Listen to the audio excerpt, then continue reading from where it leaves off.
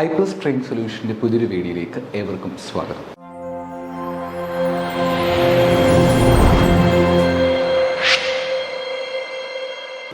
നമ്മൾ ഇന്ന് പഠിക്കാനായിട്ട് പോകുന്ന topic it is about TDS.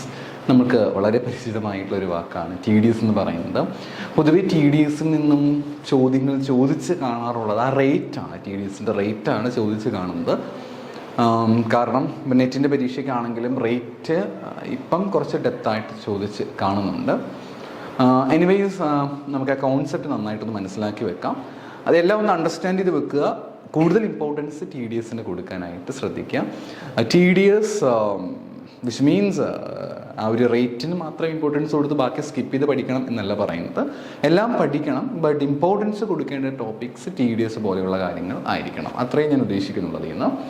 അപ്പോൾ എന്താണ് TDS നമുക്ക് നോക്കാം. The concept of TDS was introduced with the aim to collect taxes from the very source of income. As per this concept, a person, a deductor who is liable to make payment of specified nature to any other person shall be deducted tax at source and remit the same into the account of the central government.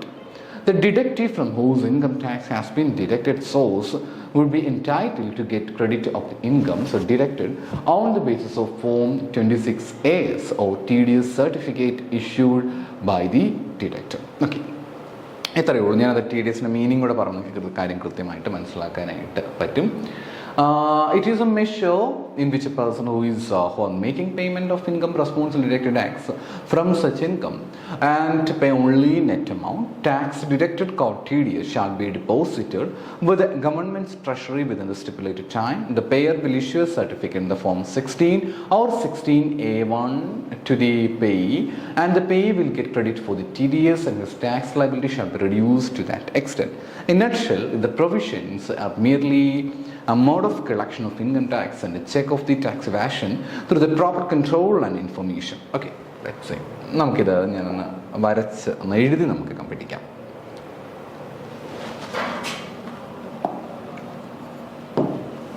നമ്മൾ TDSനെ പറ്റിയിട്ടാണ് discuss ചെയ്യുന്നത്. Okay, ഇപ്പം ഞാനൊരാളുടെ പേര് പറയുകയാണ്, രാജു എന്ന് പറയുന്ന person. അദ്ദേഹം ഒരു കമ്പനിയിൽ വർക്ക് ചെയ്യുകയാണ്, ബീസ് കമ്പനി. ഓക്കെ, രാജു ബീസ് കമ്പനിയിലാണ് വർക്ക് ചെയ്യുന്നത്. രാജുവിൻ്റെ ഇൻകത്തിൻ്റെ 10% TDS ആണ്. 10% TDS ആണ്. അപ്പോൾ രാജുവിന് 5000 രൂപയാണ്, അല്ലെങ്കിൽ ഒരു 50,000 റുപ്പീസ്, 50,000 ഇരിക്കട്ടെ, 50,000 രൂപയാണ് രാജുവിന് ഇൻകമായിട്ട്, സാലറി ആയിട്ട് കിട്ടുന്നതെങ്കിൽ രാജുവിന് ആരാണ് സാലറി കൊടുക്കുന്ന എംപ്ലോയർ? ആരാണ്?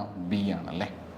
ഈ ബിയുടെ ഉത്തരവാദിത്തമാണ് ഈ പറഞ്ഞിരിക്കുന്ന 10% ടാക്സ് ആരിൽ നിന്ന് കളക്ട് ചെയ്യുക? രാജുവിൽ നിന്നും കളക്ട് ചെയ്യുക. അതാണ് ഡിഡക്റ്റഡ് അറ്റ് സോഴ്സ് എന്ന് പറയുന്നത്. അപ്പോൾ എന്ത് ചെയ്യുന്നു? ബിയുടെ ഉത്തരവാദിത്തമാണ് എന്ത് ചെയ്യുക? ആ 10% ടാക്സ് ആരിൽ നിന്ന് കളക്ട് ചെയ്യുക? രാജുവിൽ നിന്നും കളക്ട് ചെയ്തെടുക്കുക എന്ന് പറയും. അപ്പോൾ ബി എന്താണ് ആ ഒരു സമയത്ത് ചെയ്യുക എന്നാൽ, ഇവിടെ 50,000 ആണല്ലോ ടാക്സ് ഇവർ കൊടുക്കേണ്ട, അല്ലെങ്കിൽ രാജുവിന് കിട്ടേണ്ട സാലറി എന്ന് പറയുന്നത്. രാജുവിന് സാലറി കൊടുക്കുമ്പോൾ തന്നെ ഇവരെന്ത് ചെയ്യുന്നു?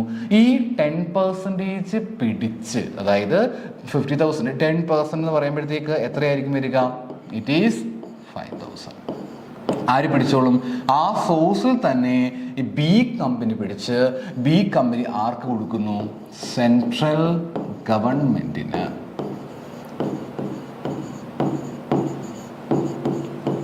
പേ ചെയ്യും. ബാക്കി രാജുവിന് എത്ര മാത്രമേ ഇൻകം ലഭിക്കുന്നുള്ളൂ? 50,000 നിന്ന് 5,000 പോയി കഴിഞ്ഞാൽ 45,000 രൂപ മാത്രമേ അയാൾക്ക് ലഭിക്കുന്നുള്ളൂ. അപ്പം ഈ ഒരു പൈസയാണ്.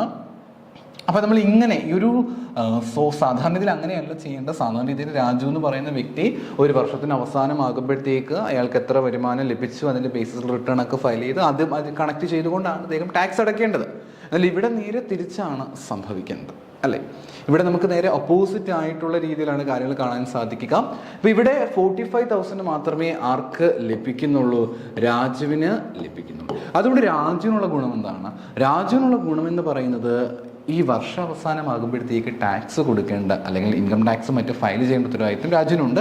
രാജു തീർച്ചയായിട്ടും ഇൻകം ടാക്സ് റിട്ടേൺ ഫയൽ ചെയ്യണം. പക്ഷേ ഓൾറെഡി 5,000 ഈ സാലറിയുമായിട്ട് ബന്ധപ്പെട്ട് TDS ആയിട്ട് കൊടുത്തിട്ടുള്ളത് കൊണ്ട് തന്നെ പിന്നീട് മറ്റ് വരുമാനങ്ങൾ കണക്ട് ചെയ്തുകൊണ്ട് രാജു ടാക്സ് കൊടുക്കേണ്ടി വരുമ്പോൾ ഈ 5000 രൂപ അതിൽ നിന്ന് കുറച്ച് കാണിക്കാനായിട്ട് പറ്റും. കാരണം ഓൾറെഡി രാജു ഈ പറഞ്ഞിരിക്കുന്ന 5000 റുപ്പീസിൻ്റെ ടാക്സ് അടച്ചിട്ടുള്ളത് കൊണ്ട് തന്നെ പിന്നീട് എപ്പോഴെങ്കിലും ടാക്സ് കൊടുക്കേണ്ടി ആ വർഷം പിന്നീട് എപ്പോഴെങ്കിലും ടാക്സ് കൊടുക്കേണ്ടി വരികയാണ് എങ്കിൽ ഈ TDS എമൗണ്ട് അതിൽ നിന്നും കുറച്ച് കാണിക്കാനായിട്ട് പറ്റും. അപ്പോൾ ഒരു ടാക്സ് കൊടുക്കുന്ന സമയത്ത് തന്നെ ഡിഡക്ഷൻ ആയിട്ട് എമൗണ്ട് കുറയ്ക്കുന്നുണ്ട് എങ്കിൽ നമ്മൾ അതിനെ വിളിക്കുന്ന പേരാണ് TDS എന്ന് പറയും. TDS.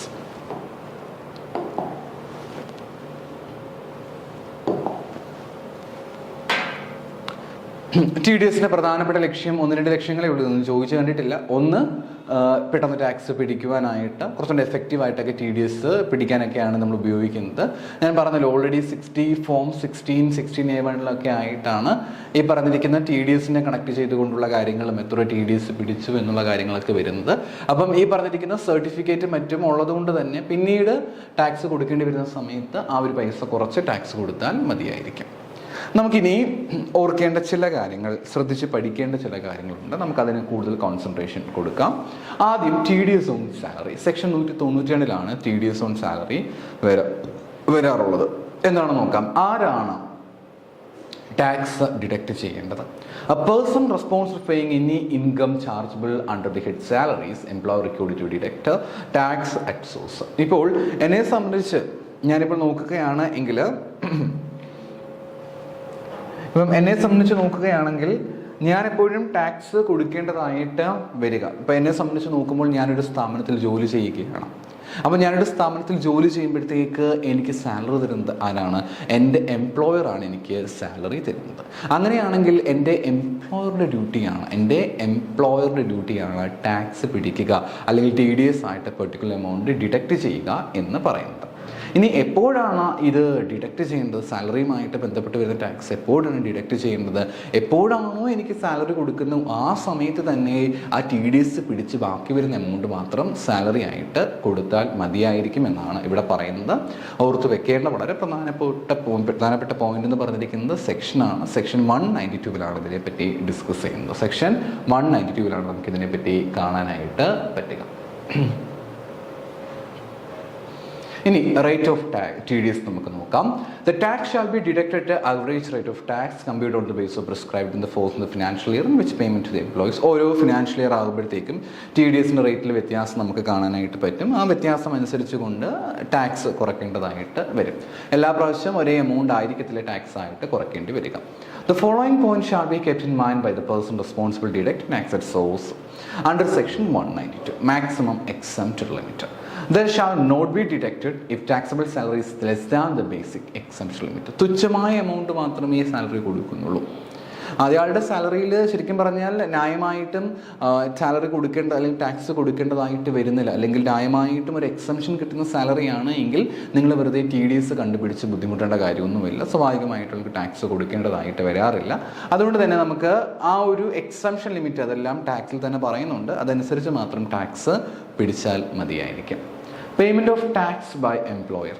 The employer paying any income in the nature of non-monetary perquisite may pay at his option tax on such income without making any deduction therefrom at the time when such tax was otherwise deducted. For the purpose, tax shall be determined at the average of income tax computed on the basis of the rate falls in the financial year on the income chargeable under the head salaries. It is noted that tax paid on non-monetary perquisites by the employee shall not be considered as the income of employee. Okay. ഇനി പറഞ്ഞു വരുന്ന മറ്റൊരു point എന്ന് പറയുന്നത് പെർക്വിസിറ്റുമായിട്ട് ബന്ധപ്പെട്ട് വരുന്ന കാര്യമാണ്. Perquisite എന്ന് പറയുന്നത് ബെനിഫിറ്റ്സ് ആണ്. നോർമലായിട്ട് പറയുകയാണെങ്കിൽ സാലറിയുടെ പാർട്ടായിട്ട് തന്നെ വരുന്നൊരു കാര്യമാണ് പെർക്വിസിറ്റ് എന്ന് പറയുന്നത്. അത് എംപ്ലോയർക്ക് ഓപ്ഷൻ കൊടുത്തിട്ടുണ്ട്, വേണമെങ്കിൽ പെർക്വിസിറ്റുകൾക്ക് കൂടി ചേർത്ത് ടാക്സ് പിടിക്കാനായിട്ട് പറ്റും. അങ്ങനെയാണെങ്കിൽ പിന്നീട് ഇൻകം ടാക്സിൽ ആ സാലറിയുടെ ഹെഡിലേക്ക് നമ്മൾ ഇൻകം അല്ലെങ്കിൽ സാലറി എന്ന് പറയുന്ന കാര്യത്തിലേക്ക് പെർക്വിസിറ്റിൻ്റെ കാര്യങ്ങൾ കൂടി, ഫോർ എക്സാമ്പിൾ ഇപ്പോൾ എന്തെങ്കിലും ഒരു ടാക്സ് റെൻറ്റ് കൊടുക്കുന്നു, ഒരു കാർ ഉപയോഗിക്കാൻ അല്ലെങ്കിൽ ഒരു കാർ സ്വന്തമായിട്ട് കൊടുക്കുകയാണ്. അപ്പോൾ അതിന് ആ ഒരു സമയത്ത് തന്നെ ടാക്സും കൂടെ പെർക്വിസിറ്റ് ആയിട്ട് ആ പെർക്വിസിറ്റിൽ എന്തെങ്കിലും ഒരു ടാക്സും കൂടെ പിടിക്കുന്നുണ്ടെങ്കിൽ നമുക്ക് അക്കാര്യം കൂടി TDS കൗണ്ട് ചെയ്യുന്ന സമയത്ത് പരിഗണിക്കാനായിട്ട് പറ്റുമെന്നാണ് പറയാറുള്ളത്. നോർമലി സാലറിയുടെ പാർട്ടായിട്ട് തന്നെ വരാറുണ്ട്, പക്ഷേ നോൺ മോണിറ്ററി ആയിട്ടുള്ള, ദാറ്റ് മീൻസ് ഇപ്പം ഒരു the tax paid on non-monetary perquisites by the employer, ഒരു നോൺ മോണിറ്ററി ആയിട്ടുള്ള പെർക്വിസിറ്റുകൾക്ക്, ഓക്കെ, ഓർക്കേണ്ട വളരെ പ്രധാനപ്പെട്ട പോയിന്റ് ആണ്. ഒരു നോൺ മോണിറ്ററി ആയിട്ട് വരുന്ന പെർക്വിസിറ്റുകൾക്ക് ടാക്സ് കൊടുക്കുന്ന സമയത്ത്, ഒരു നോൺ മോണിറ്ററി ആയിട്ട് വരുന്ന പെർക്വിസിറ്റുകൾക്ക് ഇൻകം ടാക്സ്, എംപ്ലോയർ ആണ് ടാക്സ് കൊടുക്കുന്നതെങ്കിൽ അതൊരിക്കലും നമുക്ക് കൗണ്ട് ചെയ്യാനായിട്ട് പറ്റില്ല. അതൊരു എംപ്ലോയിയുടെ ഇൻകം ആയിട്ട് കണക്കാക്കാനായിട്ട് പറ്റില്ല. നോൺ മോണിറ്ററി ആയിട്ടുള്ള ടാക്സ് പെർക്വിസിറ്റുകളെ പറ്റിയിട്ടാണ് പറഞ്ഞിരിക്കുന്നത്. Particulars of perquisite. The employer shall furnish a statement to the employee giving correct, complete particulars of perquisite profit leave salary provided to an employee and the value there in the form 12BA provided by the section exceed rupees 2 lakhs. Okay, ഇവിടെ പറഞ്ഞു വരുന്ന point എത്ര മാത്രമേ ഉള്ളൂ. ഏതെങ്കിലും പെർക്വിസിറ്റുകൾ, ഏതെങ്കിലും ഒരു employer അവിടെ എംപ്ലോയിക്കായിട്ട് എന്തെങ്കിലുമൊക്കെ പെർക്വിസിറ്റുകൾ മറ്റും കൊടുക്കുന്നുണ്ടെങ്കിൽ, ഓക്കെ, എന്തെങ്കിലും ഒരു പെർക്വിസിറ്റുകൾ ഈ പറഞ്ഞിരിക്കുന്ന എംപ്ലോയിക്കായിട്ട് എംപ്ലോയർ കൊടുക്കുന്നുണ്ട് എങ്കിൽ അക്കാര്യത്തെ പറ്റിയുള്ള ഇൻഫർമേഷൻസ് കൃത്യമായിട്ടും ഫോം 12BA പ്രകാരം കൃത്യമായും ഇത് എംപ്ലോയിയെ അറിയിക്കേണ്ട ഉത്തരവാദിത്തം എംപ്ലോയർക്കുണ്ടെന്ന് ഓർത്തുകൊള്ളുക. The salary from more than one source. As per section 192(2), where assessee is working simultaneously with more than one employer, he may furnish to any one of employer at his choice details in the form number 12B of income tax untaxable under the head of salaries due to received by him from the other employer. Such employer shall be deducted tax on aggregate salary. ഇപ്പം ഒരു വ്യക്തി അദ്ദേഹം ഒന്നിൽ കൂടുതൽ എംപ്ലോയറിൻ്റെ അണ്ടറിലായിട്ട് ജോലി ചെയ്യുകയാണ് എന്ന് കരുതുക. ഒരു വ്യക്തി അദ്ദേഹം ഒന്നിൽ കൂടുതൽ എംപ്ലോയറിൻ്റെ അണ്ടറിൽ ജോലി ചെയ്യുന്ന വ്യക്തിയാണെന്ന് കരുതുക. അങ്ങനെ ജോലി ചെയ്യുന്ന ആളിനെ സംബന്ധിച്ചുകൊണ്ട് അയാൾക്ക് പല സോഴ്സുകളിൽ നിന്നും വരുമാനം ലഭിക്കുന്നതാണ്. അങ്ങനെയാണെങ്കിൽ അദ്ദേഹത്തിൻ്റെ ചോയ്സ് അനുസരിച്ച് ഏതെങ്കിലും ഒരു എംപ്ലോയറിനെ ഓപ്റ്റ് ചെയ്യാനായിട്ട് പറ്റും. ആ ഒരു എംപ്ലോയർ, ഏതെങ്കിലും ഒരു എംപ്ലോയറിനെ ഓപ്റ്റ് ചെയ്യുക. ആ ഒരു എംപ്ലോയർ അദ്ദേഹം TDS കുറയ്ക്കുക. ബാക്കി വരുന്ന അഗ്രിഗേറ്റ് സാലറിയുടെ ബേസിസിൽ ഇദ്ദേഹം തന്നെ TDS കുറച്ച് ബാക്കി ഡീറ്റെയിൽസ് എല്ലാം നേരത്തെ ചെയ്യുന്ന പോലെ തന്നെ ചെയ്ത് സെൻട്രൽ ഗവൺമെൻറ് ട്രഷറിയിലേക്ക് പൈസ അടയ്ക്കുക. ഏതെങ്കിലും ഒരു എംപ്ലോയർ മാത്രം ചെയ്താൽ മതിയായിരിക്കും. Treatment of other income. As per section 192(2)(b), where an assessee who receives any income chargeable under the head salary has in addition any income chargeable in other heads of income for the same financial year, he may furnish the employer the particulars of such other income, tax deducted in such other income as per the provision of this chapter, the loss if any under the head of income from house property and ഇപ്പം ഒരു എംപ്ലോയിയെ സംബന്ധിച്ച് അദ്ദേഹത്തിന് മറ്റ് പല സോഴ്സുകളിൽ നിന്നും, എന്ന് വെച്ചാൽ ഒരുപാട് സോഴ്സുകളിൽ നിന്ന് വരുമാനം അങ്ങനെയല്ല ഉദ്ദേശിക്കുന്നത്, വളരെ ന്യായമായിട്ട് മറ്റ് ചില സോഴ്സുകളിൽ നിന്ന് കൂടി വരുമാനം ലഭിക്കുന്നുണ്ട്. TDS ഉണ്ട്, അല്ലെങ്കിൽ ഡിഡക്ഷൻസ് ഉണ്ട്, എന്തോ ആയിക്കൊള്ളട്ടെ. ഇക്കാര്യം കൂടി അദ്ദേഹത്തിന് എംപ്ലോയറിനെ അറിയിക്കാമെങ്കിൽ അതനുസരിച്ച് കൊണ്ട് ബാക്കിയുള്ള കാര്യങ്ങൾ എംപ്ലോയർ ചെയ്യുകയും സ്വാഭാവികമായിട്ടും ആ വരുന്ന നെറ്റ് എമൗണ്ട് മാത്രമായിട്ട് ടാക്സ് കൊടുത്താൽ മതിയായിരിക്കുമെന്നാണ് പറയുക. Tax deducted under section 192 shall be higher of the following. ഇനി ഓർക്കേണ്ട കാര്യം, സെക്ഷൻ 192 നമുക്കറിയാം സാലറിയുമായിട്ട് ബന്ധപ്പെട്ട് വരുന്ന ഡിഡക്ഷനാണ് സെക്ഷൻ 192 എന്ന് പറയുന്നത്.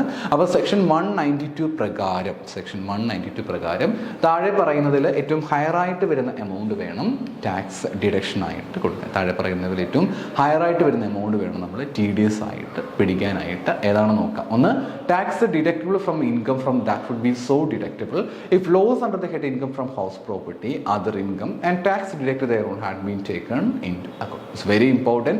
Tax deductible from income that would be so deductible if loss in the okay. ഇവിടെ പറഞ്ഞു വരുന്ന പോയിന്റ് എന്ന് പറഞ്ഞിരിക്കുന്നത് ഇൻകം ഫ്രം ഹൗസ് പ്രോപ്പർട്ടിയുമായിട്ട് ബന്ധപ്പെട്ട് വരുന്ന കാര്യമാണ്. ലൈക്ക് ഓൾറെഡി ഒരു വരുമാനമുണ്ട്, നമുക്ക് ഇൻകം ഫ്രം ഹൗസ് പ്രോപ്പർട്ടിയാണ്, നമുക്കതിന് ലോസാണ് സംഭവിച്ചിട്ടുള്ളതെങ്കിൽ നമുക്ക് ലഭിച്ചിരിക്കുന്ന വരുമാനത്തിൻ്റെ കൂടെ ലോസും കൂടി അഡ്ജസ്റ്റ് ചെയ്ത് ബാക്കി വരുന്ന കാര്യത്തിന് മാത്രം നമുക്ക് ടാക്സ് പിടിക്കാനായിട്ട് പറ്റും.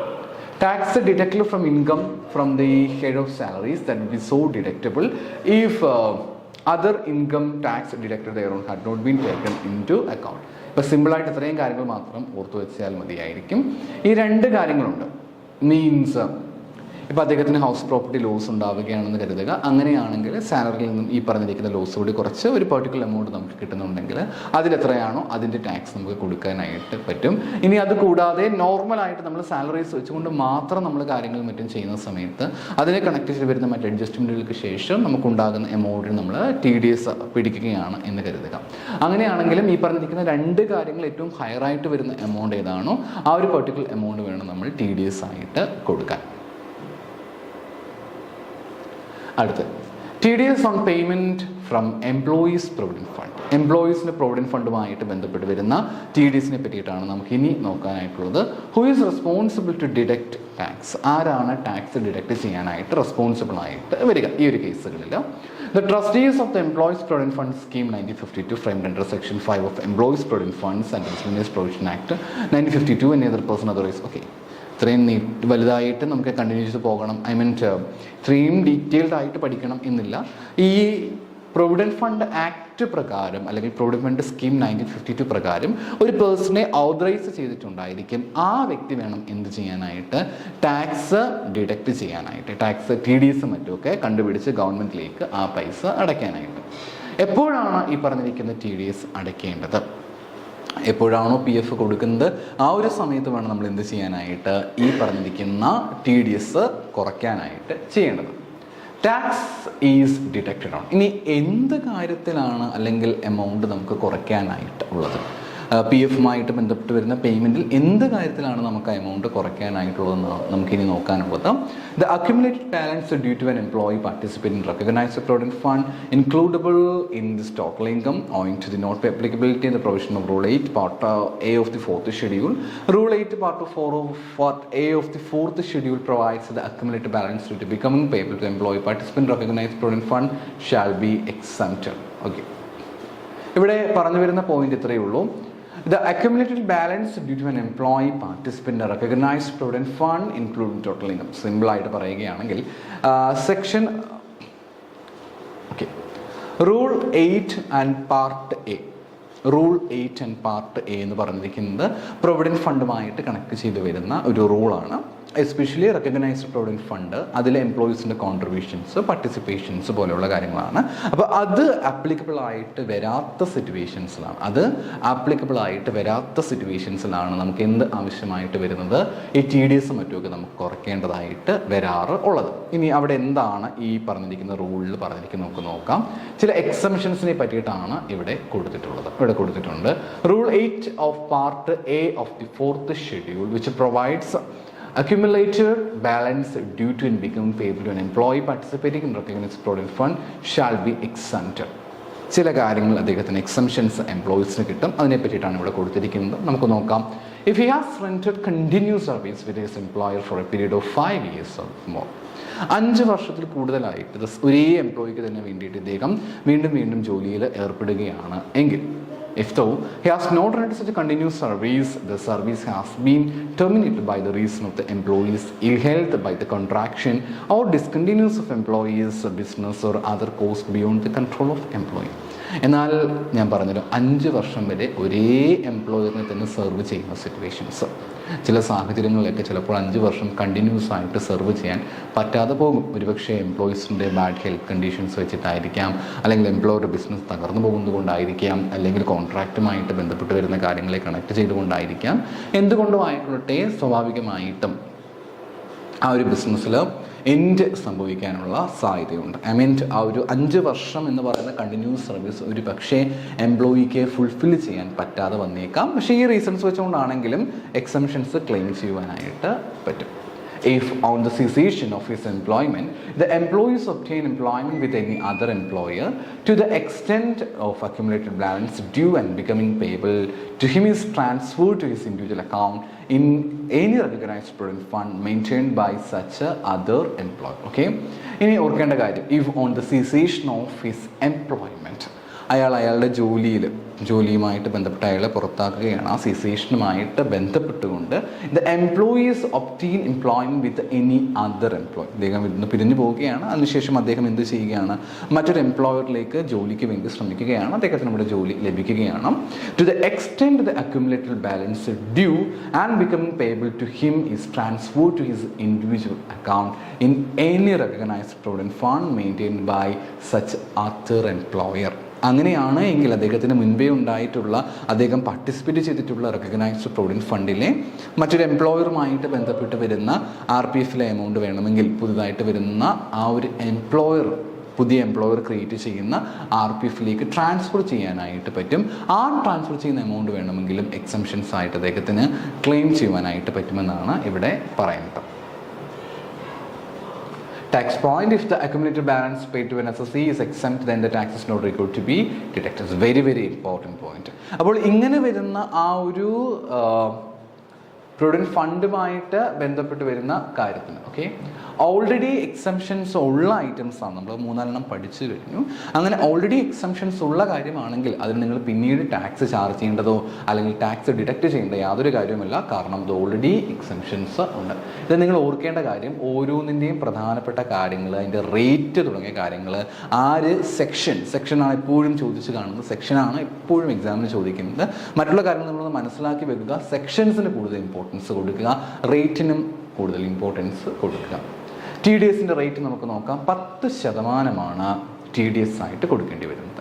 Any person entitled to receive an amount which tax is deductible shall furnish his permanent account number to the person responsible for deducting such tax, filing which means tax is deducted the maximum outlet. Okay, fine. ഇത്ര ആലോചിച്ച് വെച്ചാൽ മതി. 10% TDS ആയിട്ട് പിടിക്കുന്നത്. നിങ്ങൾക്ക് ഏത് രീതിയിൽ നിങ്ങൾ TDS നിങ്ങളിൽ നിന്ന് പിടിക്കുന്നുണ്ടെങ്കിലും TDS കാര്യം വിടാം. നിങ്ങൾക്ക് ടാക്സ് നിങ്ങൾ കൊടുക്കേണ്ടതായിട്ട് വരികയാണെങ്കിലും മറ്റേത് മാർഗേനയാണ് നിങ്ങൾ TDS പിടിക്കുന്നതെങ്കിലും ആ TDS നിങ്ങൾ 10%, 10% നിങ്ങൾ എന്ത് കൊടുത്തിരിക്കണം, 10% അല്ല, ഏത് പെർസെൻ്റ് ആണെങ്കിലും നിങ്ങൾ അതിന് നിർബന്ധമായിട്ട് നിങ്ങൾക്ക് പാൻ നമ്പർ ഉണ്ടായിരിക്കണം. നിങ്ങളുടെ പാൻ നമ്പറിൻ്റെ ബേസിസിലായിരിക്കും നിങ്ങൾക്ക് ടാക്സും മറ്റും ഡിഡക്റ്റ് ചെയ്യാനായിട്ട് പറ്റുക. അതുകൊണ്ട് ടാക്സ് കൊടുക്കേണ്ടി വരികയാണെങ്കിൽ നിങ്ങൾ മസ്റ്റായിട്ടും പാൻ നമ്പർ എടുക്കേണ്ടതായിട്ട് വരും. Aggregate amount of such a payment to the pay is less than 50,000. ഇപ്പോൾ പ്രൊവിഡൻറ്റ് ഫണ്ട് മറ്റും കൊടുക്കുകയാണ്, അദ്ദേഹത്തിന് എംപ്ലോയീസിന് ആ പൈസ കൊടുക്കുകയാണ് എന്ന് കരുതുക. അങ്ങനെ വരുമ്പോഴത്തേക്ക് 5,000 രൂപ പോലും ആ പ്രൊവിഡൻറ്റ് ഫണ്ട് ഇല്ല എന്ന് കരുതുക. 5,000 രൂപ പോലും ഇല്ലാത്ത പ്രൊവിഡൻറ്റ് ഫണ്ട്, അങ്ങനെ വരുന്ന പ്രൊവിഡൻറ്റ് ഫണ്ട് എന്ത് ചെയ്യാനായിട്ട് പറ്റും? സ്വാഭാവികമായിട്ടും നമുക്കതിന് TDS പിടിക്കേണ്ട യാതൊരു കാര്യവുമില്ല. 50,000 പോലും, 5,000 അല്ല, 50,000 രൂപ പോലും ഇല്ലാത്ത എമൗണ്ടുകൾക്ക് പിന്നീട് നമ്മൾ TDS പിടിക്കേണ്ട യാതൊരു കാര്യവും ഇല്ല. ഇപ്പോൾ 2 കാര്യങ്ങൾ നമ്മൾ പഠിച്ചു. സാലറിയുമായിട്ട് ബന്ധപ്പെട്ട് വരുന്ന കാര്യവും പഠിച്ചു, പ്രൊവിഡൻറ്റ് ഫണ്ടുമായിട്ട് ബന്ധപ്പെട്ട് വരുന്ന കാര്യവും പഠിച്ചു. ഇനി അടുത്തത് ഇൻട്രസ്റ്റ് ഓൺ സെക്യൂരിറ്റീസ് ആണ്. TDS on interest on securities ആണ്. സെക്ഷൻ 193 ഇതിനെപ്പറ്റി പറയുന്നത്. സെക്ഷൻ 193 ഇതിനെപ്പറ്റി കൃത്യമായിട്ടും പറയുന്നത്. Who is responsible to deduct tax? ആരാണ് ടാക്സ് ഡിഡക്റ്റ് ചെയ്യാനായിട്ട് റെസ്പോൺസിബിൾ ആയിട്ട് നിൽക്കുന്നത്? Any person responsible for the payment of interest on securities other than interest on government securities and certain specified security to any resident person. The following cases not required to be deducted. Interest, നിങ്ങൾ ഏതെങ്കിലും നിങ്ങൾക്കൊരു securities ഉണ്ടെന്ന് കരുതുക. Securities എന്ന് പറയുമ്പോഴത്തേക്ക് shares ആയിരിക്കാം, അല്ലെങ്കിൽ മറ്റെന്തെങ്കിലും തരത്തിൽ സെക്യൂരിറ്റീസ് മറ്റൊക്കെ ആയിരിക്കാം. അങ്ങനെ വരുന്ന സെക്യൂരിറ്റി നിങ്ങൾക്ക് ഉണ്ടാവുകയും നിങ്ങൾ ആ സെക്യൂരിറ്റിയിൽ നിന്നും നിങ്ങൾക്ക് എന്ത് ചെയ്യുകയാണ്, നിങ്ങൾക്കതിന് ഇൻട്രസ്റ്റ് കിട്ടുകയും ചെയ്യുകയാണ് എങ്കിൽ അതിന് ആരാണോ റെസ്പോൺസിബിൾ ആയിട്ട് വരുന്നത് ആ വ്യക്തി തീർച്ചയായും ഒരു നിശ്ചിത എമൗണ്ട് TDS ആയിട്ട് കുറയ്ക്കേണ്ടതായിട്ട് വരും. ഓർക്കേണ്ട മറ്റൊരു പ്രധാനപ്പെട്ട പോയിന്റ്, ചില കേസുകളിൽ എക്സംഷൻസ് ഉണ്ട്. അത്തരം കേസുകളിൽ നിങ്ങൾ TDS പിടിക്കേണ്ടതായിട്ടില്ല. പിന്നെ ഗവൺമെൻറ് സെക്യൂരിറ്റീസ് പോലെയുള്ള കാര്യങ്ങൾ, അതേപോലെ സർക്കാരുമായിട്ട് ബന്ധപ്പെട്ട മറ്റ് സെക്യൂരിറ്റീസ് ഒക്കെ ആണെങ്കിലും അതിനും TDS നിങ്ങൾ പിടിക്കേണ്ടതായിട്ടില്ല എന്നൊരു point ഓർത്തുകൊള്ളുക. Interest payable to a resident individual or a resident of the debentures not subject to TDS provide the following conditions to be satisfied. Okay, ചില കണ്ടീഷൻസിൻ്റെ അടിസ്ഥാനത്തിൽ ഓർത്ത് വെക്കണം. ഈ ചില കണ്ടീഷൻസ് ഒക്കെ അക്സെപ്റ്റ് ചെയ്യുന്നുണ്ട് എങ്കിൽ TDS മറ്റും കൊടുക്കേണ്ടതായിട്ട് വരുന്നില്ല. ഡിബെഞ്ചേഴ്സിനെ കണക്ട് ചെയ്തുകൊണ്ടാണ് പറയുന്നത്. ഡിബെഞ്ചേഴ്സിനാണ് സ്വാഭാവികമായിട്ടും, ഷെയർസ് ഒരിക്കലും ഇൻട്രസ്റ്റ് വരികയില്ല, ഡിവിഡൻഡ് ആണ് കിട്ടുക. എന്നാൽ ഡിബെഞ്ചേഴ്സ് പോലുള്ള കാര്യങ്ങൾക്കാണ് നമുക്ക് ഇൻട്രസ്റ്റ് കിട്ടുക. അപ്പോൾ എങ്ങനെ ഇൻട്രസ്റ്റ് കിട്ടുമ്പോഴത്തേക്ക് ചില കണ്ടീഷൻസ് ഉണ്ട്. ഈ കണ്ടീഷൻസ് ഒക്കെ ഓക്കെ ആവുകയാണ് എങ്കിൽ ഇത്തരം സോഴ്സ് ഓഫ് ഇൻകത്തിന് നിങ്ങൾ TDS കൊടുക്കേണ്ടതായിട്ട് ഇല്ല. എന്തൊക്കെയാണ് കണ്ടീഷൻ നമുക്ക് നോക്കാം. Such debentures are issued by a company in which public are substantially interested. ജനങ്ങൾക്ക് സബ്സ്റ്റാൻഷ്യൽ ഇൻട്രസ്റ്റ് ഉള്ള കമ്പനികളാണെങ്കിൽ അത്തരം കമ്പനികൾ ഇഷ്യൂ ചെയ്യപ്പെടുന്ന ഇൻട്രസ്റ്റുകൾ, സെക്യൂരിറ്റികൾക്ക് ഇൻട്രസ്റ്റ് നിങ്ങൾക്ക് ലഭിക്കുന്നുണ്ടെങ്കിൽ നിങ്ങളതിന് TDS കൊടുക്കേണ്ടതായിട്ട് ഇല്ല. ചിലപ്പോൾ അത്തരം ഇൻട്രസ്റ്റുകൾ, ഡിബെഞ്ചേഴ്സ് ലിസ്റ്റ് ചെയ്യപ്പെട്ടേക്കാം, ചിലപ്പോൾ ലിസ്റ്റ് ചെയ്യപ്പെടാതെ വേണമെങ്കിലും പോയേക്കാം. ഇനി the interest is paid by the company by an account pay cheque. ഒരു അക്കൗണ്ടിലൂടെ, ഒരു അക്കൗണ്ട് പേ ചെക്കിലൂടെ മറ്റുമൊക്കെയാണ് ഇൻട്രസ്റ്റ് പേ ചെയ്യുന്നതെങ്കിൽ നിങ്ങൾക്ക് അതിന് എക്സംഷൻ ക്ലെയിം ചെയ്യാനായിട്ട് പറ്റും. And the amount of such interest payable during the financial year such individual does not exceed 5,000. ഇനി മറ്റു വളരെ പ്രധാനപ്പെട്ട കാര്യം, ഒരു വർഷം 5,000 രൂപ പോലും ഇൻട്രസ്റ്റ് കിട്ടുന്നില്ല. ഓർക്കണം, ഒരു വർഷത്തിൻ്റെ കണക്കാണ് പറയുന്നത്. ഒരു വർഷം 5,000 രൂപ പോലും ഇൻട്രസ്റ്റ് കിട്ടുന്നില്ലാത്ത പക്ഷം നിങ്ങൾ എന്ത് ചെയ്യേണ്ടതായിട്ടില്ല, അതിനുവേണ്ടി നിങ്ങൾ പ്രത്യേകിച്ച് TDS മറ്റും കൊടുക്കേണ്ടതായിട്ട് ഇല്ല. അടുത്ത point, any interest payable such securities central ഗവൺമെൻറ്റിൻ്റെയും സ്റ്റേറ്റ് ഗവൺമെൻറ്റിൻ്റെയും സെക്യൂരിറ്റികൾ. ഇത് വളരെ പ്രധാനപ്പെട്ടതാണ്. ഇത്തരം സെക്യൂരിറ്റികൾക്ക് നിങ്ങൾക്ക് ഇൻട്രസ്റ്റ് കിട്ടിയാൽ ഓൾറെഡി എക്സംഷൻ കിട്ടും. അതുകൂടാതെ നിങ്ങൾക്ക് ആ TDS നിങ്ങൾക്ക് മീൻസ് ഇത്തരം സെക്യൂരിറ്റികൾക്ക് നിങ്ങൾക്ക് ടാക്സ് ഒരിക്കലും ഉണ്ടായിരിക്കില്ല എന്ന് ഓർത്തുകൊള്ളുക. ഇത് however the taxes required to be deducted in the interest payable at 8% of savings taxable bonds 2003 7.75 savings. ചില ബോണ്ടുകളെ പറ്റിയിട്ട് കൃത്യമായിട്ട് കൊടുത്തിട്ടുണ്ട്. അങ്ങനെ വരുന്ന ബോണ്ടുകളെ സംബന്ധിച്ച് നോക്കുകയാണ് എങ്കിൽ അതിന് നിങ്ങൾ ടാക്സ് കൊടുക്കേണ്ടതായിട്ട് വരും. അതിലും കണ്ടീഷൻസ് കൊടുത്തിട്ടുണ്ട്. ഒരു വർഷം 10,000 രൂപയിൽ കൂടുതൽ ഇൻട്രസ്റ്റ് വരികയാണെങ്കിലാണ് നിങ്ങൾക്ക് അത്തരം കേസുകളിൽ ഇൻട്രസ്റ്റ് ടാക്സ് കൊടുക്കേണ്ടതായിട്ട് വരിക. നോർമൽ കേസുകളിൽ 5,000 രൂപയിൽ താഴെയാണെങ്കിലാണ് ടാക്സിൽ എക്സെപ്ഷൻ ക്ലെയിം ചെയ്യാനായിട്ട് പറ്റുന്നത്. Any interest payable on any securities issued by a company where such securities dematerialized from and is listed on recognized stock exchange. നിങ്ങൾക്കൊരു ഇൻട്രസ്റ്റ്, ഒരു സെക്യൂരിറ്റീസ് ഉണ്ടാവുകയും നമ്മളതിനെ ഡിമെറ്ററലൈസ് ചെയ്യുകയും ചെയ്യുന്നു, ഓൺലൈൻ ഡിമാറ്റ് ഫോമാറ്റിലേക്ക് മാറ്റുകയും ചെയ്യുന്നു, സ്റ്റോക്ക് എക്സ്ചേഞ്ചിൽ ലിസ്റ്റ് ചെയ്യപ്പെടുകയും ചെയ്യുന്നുണ്ടെങ്കിൽ നിങ്ങൾക്ക് അതിൽ നിന്ന് കിട്ടുന്ന ഇൻട്രസ്റ്റുകൾക്ക് TDS ഉണ്ടാകുന്നതല്ല എന്ന് ഓർത്തുകൊള്ളുക. Any interest payable on securities beneficially held by Life Insurance Corporation of India or General Insurance Corporation of India or any of the 4 companies formed by virtue of the scheme framed under Section 16(1) of the General Insurance Business Nationalization Act 1972 or any other insurer. ചുരുക്കി പറഞ്ഞു കഴിഞ്ഞാൽ ഇൻഷുറൻസുമായിട്ട് ബന്ധപ്പെട്ട് വരുന്ന കാര്യങ്ങളിൽ നിങ്ങൾക്ക് interest മറ്റും കിട്ടുന്നുണ്ട് എങ്കിൽ നിങ്ങൾക്ക് തീർച്ചയായിട്ടും TDS ക്ലെയിം ചെയ്യാനായിട്ട് പറ്റും എന്നാണ് ഇവിടെ പറഞ്ഞു വരുന്ന പോയിന്റ്. ഓർക്കേണ്ട ചില കാര്യങ്ങൾ മാത്രമേ ഉള്ളൂ. പ്രധാനമായിട്ടും നിങ്ങൾക്ക് ലൈഫ് ഇൻഷുറൻസ് കോർപ്പറേഷനൊക്കെ അവരിൽ നിന്ന് നിങ്ങൾക്ക് എന്തെങ്കിലുമൊക്കെ ഇൻട്രസ്റ്റ് ലഭിക്കുന്നുണ്ടെങ്കിൽ, ജനറൽ ഇൻഷുറൻസ് കോർപ്പറേഷൻസ് അവരുടെ സെക്യൂരിറ്റിയുമായി കണക്ട് ചെയ്ത ഇൻട്രസ്റ്റ് ലഭിക്കുന്നുണ്ടെങ്കിൽ, അതല്ലാത്ത പക്ഷം ജനറൽ ഇൻഷുറൻസ് ബിസിനസ് ആക്ട് പ്രകാരവും മറ്റേതെങ്കിലും ആക്ട് പ്രകാരമുള്ള കമ്പനികളിൽ നിന്ന് നിങ്ങൾക്ക് എന്തെങ്കിലുമൊക്കെ ഇൻട്രസ്റ്റ് കിട്ടുന്നുണ്ടെങ്കിൽ അത്തരം ഇൻട്രസ്റ്റുകൾക്ക് നിങ്ങൾ എന്ത് കൊടുക്കേണ്ടതായിട്ടില്ല, നിങ്ങൾക്ക് TDS മറ്റും കൊടുക്കേണ്ടതായിട്ടില്ല എന്ന് ഓർത്തുകൊള്ളുക. Any interest payable to the regimental fund or non-public fund established to armed force. Okay, ഇനി ഇൻട്രസ്റ്റ് വരുന്ന റെജിമെൻ്റൽ ഫണ്ടുമായിട്ട് ബന്ധപ്പെട്ട് വരുന്ന കാര്യങ്ങൾ, അല്ലെങ്കിൽ ആംഡ് ഫോഴ്സ് മറ്റുമൊക്കെ എസ്റ്റാബ്ലിഷ് ചെയ്തിരിക്കുന്ന ഫണ്ടുകൾ, അത് കണക്ട് ചെയ്തുള്ള ഇൻട്രസ്റ്റും മറ്റുമൊക്കെ ആണെങ്കിൽ അതിനും എക്സംഷൻ നിങ്ങൾക്ക് ക്ലെയിം ചെയ്യാനായിട്ട് പറ്റും. TDS കൊടുക്കേണ്ടതായിട്ട് വരില്ല. ചുരുക്കി പറഞ്ഞു കഴിഞ്ഞാൽ ഗവൺമെൻറ് ബെനിഫിറ്റ് ഉണ്ടാകുന്ന രീതിയിൽ കാര്യങ്ങൾ വരുമ്പോഴത്തേക്ക് TDS മറ്റും ഇല്ല. പൊതുവേ ടാക്സിൽ എക്സംഷൻസ് മറ്റും ഉണ്ടാകുമെന്ന് ഓർത്തുകൊള്ളുക. ഇനി എപ്പോഴാണ് ടാക്സ് ഡിഡക്റ്റ് ചെയ്യപ്പെടുക? At the time of payment or crediting the pay. ഒന്നുകിൽ പേയുടെ കയ്യിൽ നിന്ന് ക്രെഡിറ്റ് ചെയ്യപ്പെടുന്ന സമയത്ത്, അല്ലെങ്കിൽ എപ്പോഴാണോ പേയ്മെൻറ്റ് നടക്കുന്നത് അതിലേതാണോ നേരത്തെ വരുന്നത് ആ സാഹചര്യത്തിലായിരിക്കും നമ്മൾ TDS പിടിക്കുക. ഓക്കെ, രണ്ട് കാര്യങ്ങൾ, എപ്പോഴാണോ പേയ്മെൻറ്റ് നടക്കപ്പെടുന്നത്, അതല്ലാത്ത പക്ഷം പേയുടെ കയ്യിൽ നിന്ന് ക്രെഡിറ്റ് ചെയ്യപ്പെടുന്നത്, അത് ഏതാണോ നേരത്തെ വരുന്നത് ആ ഒരു സമയത്തായിരിക്കും നമ്മൾ TDS മറ്റും പിടിക്കുന്നത്. Tax point where any amount is credited to any account like interest payable account, suspense account, interest of pay account, such a crediting shall be deemed to be the credit of such income to the account of the pay. Okay. ഇനി ഏതെങ്കിലും ഒരു amount paid account കൂടാതെ മറ്റേതെങ്കിലും ഒരു അക്കൗണ്ടിലേക്കാണ് credit ചെയ്യപ്പെടുന്നതെങ്കിൽ, ഏതെങ്കിലും amount paid account കൂടാതെ മറ്റേ വേറെ ഏതെങ്കിലും അക്കൗണ്ടിലേക്കാണ് ക്രെഡിറ്റ് ചെയ്യപ്പെടുന്നതെങ്കിലും ആ ക്രെഡിറ്റിംഗ് നമ്മൾ എന്തായിട്ട് തന്നെയാണ് കണക്കാക്കപ്പെടാറുള്ളത്?